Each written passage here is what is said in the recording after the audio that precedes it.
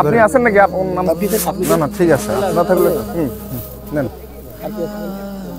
দুই একটা থাকলে। আসসালামু আলাইকুম। দেশ এবং দেশের বাহির থেকে যারা আমাদেরকে দেখছেন সবাইকে আজকের এই ভিডিওতে স্বাগতম।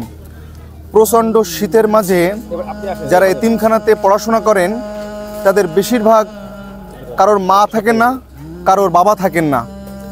যখন এই অবস্থার ভিতরে থাকেন তখন একটি শিশুই জানে তার বাস্তবতা কতটা কঠিন এবং জীবন চালানো কতটা কঠিন, সেই ছোট্ট শিশুটাই কিন্তু জেনে থাকেন।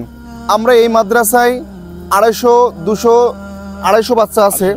তো এই বাচ্চার ভিতরে যারা এতিম, অসহায়, যাদের বাবা মা দরিদ্র, এখানে সবাই কিন্তু ধনী মানুষের বাচ্চারা পড়াশোনা করেন না। তো যারা দরিদ্র তাদের একটা লিস্ট নিয়েছি, 30 জনের একটা লিস্ট নিয়ে আমরা এই মাদ্রাসায় আপাতত আমাদের